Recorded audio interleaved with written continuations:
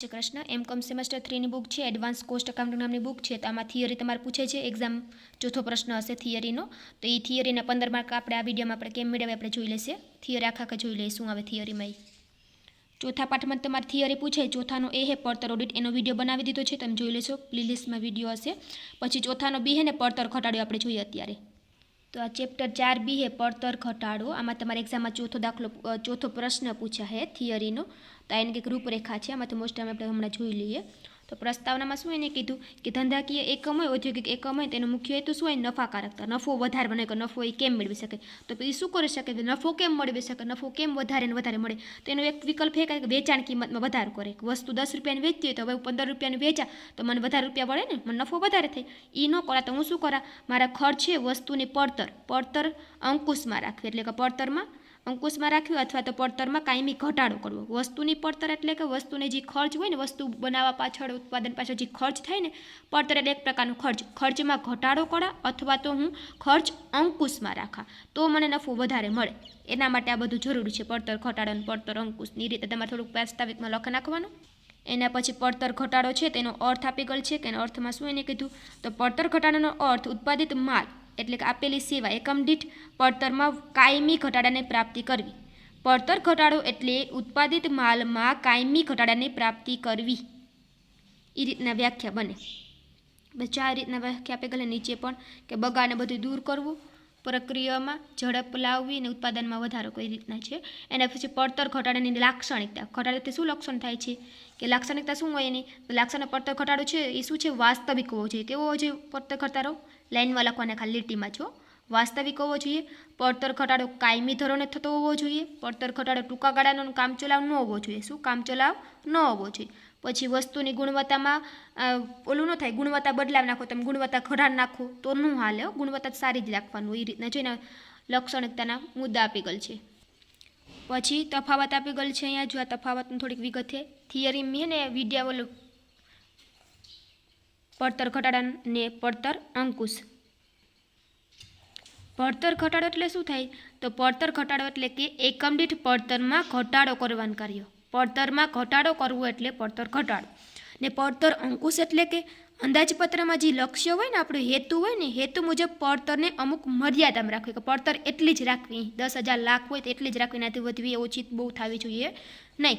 એ એટલે પડતરને અંકુશ એટલે પડતર લક્ષ્ય અંદાજપત્રમાં આપેલ હેતુ મુજબ પડતરને મર્યાદામાં રાખવી. પછી એના જો નીચે મુજબ પોટ આપ્યા. તો આ બાજુ પડતર ઘટાડો. પડતર ઘટાડો એક વિધેયાત્મક સુધારાત્મક પ્રક્રિયા છે. વિધેયાત્મક પ્રક્રિયા છે. આ નિરોધાત્મક પ્રક્રિયા છે.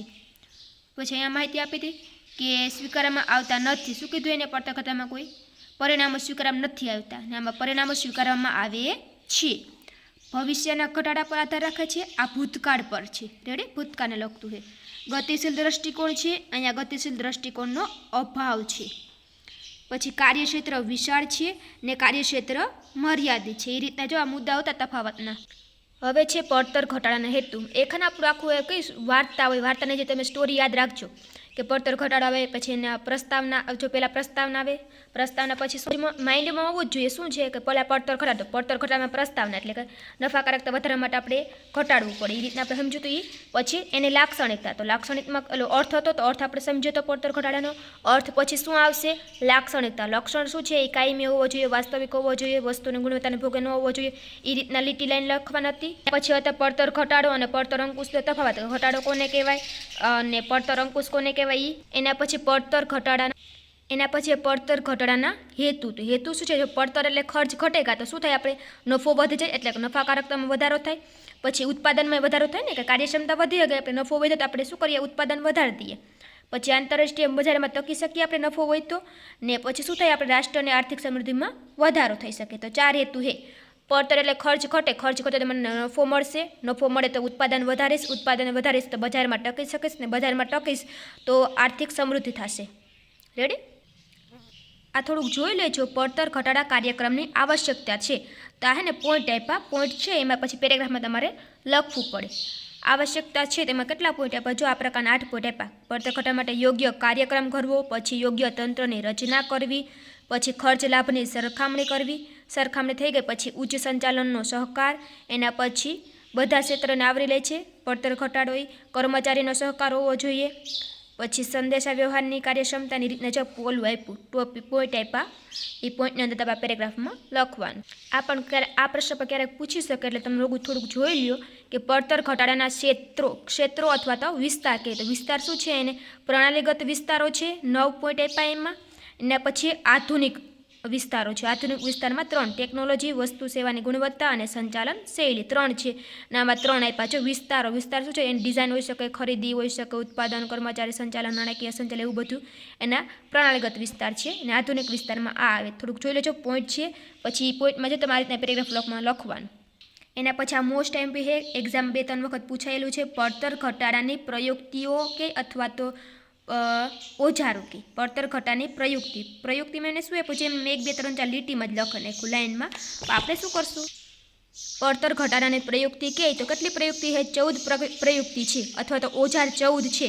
તમારે આ મુદ્દો લખવાનો, પછી મુદ્દાની અંદર તમારે પેરેગ્રાફમાં લખવાનું. સિસ્ટમ વિશ્લેષણ, કાર્ય સમય ગતિ, અભ્યાસ રીતના પ્રમાણીકરણ, ટૂંકમાં અમુક મુદ્દા યાદ રાખી લેજો. અમુક મુદ્દા હાલશે, થોડુંક આમ સમજી લેજો. આ મુદ્દા સમજો તો આ યાદ રહેશે તમને.